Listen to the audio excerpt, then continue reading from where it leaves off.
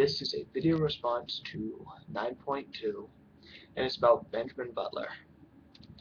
The question that revolves around Benjamin Butler is, was a Confederate officer right in asking for the slaves to be returned?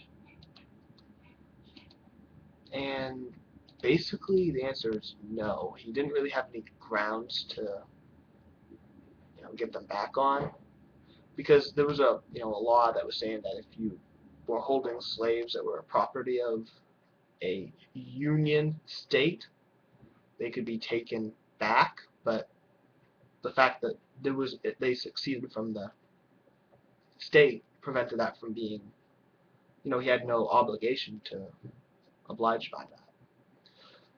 But he said that they wouldn't allow, but the officer said that the Union wouldn't allow them to succeed, but they succeeded anyway, so that doesn't really matter. Like, just like when a mother says you can't go out, but the child sneaks out. It's the same idea. It's not logical at all.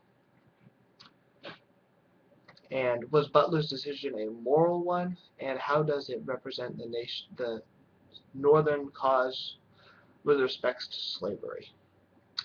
It was probably mostly moral driven, but the main, one of the ideas was that it would allow them to fortify their forts and stuff, and it took away resources from the South, the people that they were warring with.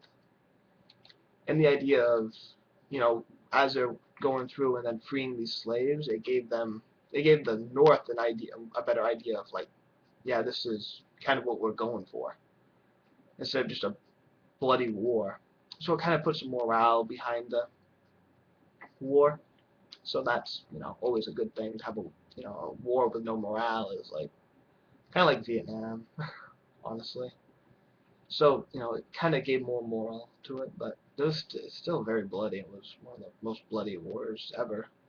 A lot of death, amputees, which wasn't good. But yeah, so I would say that it was a moral obligation he was doing, and that it helped help boost morale of the northern states.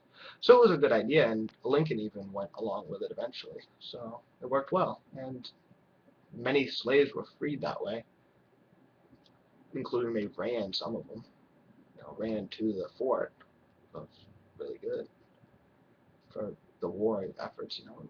Took away the slaves the ability to produce, manufacture, fortify, and it put them in the hands of the North.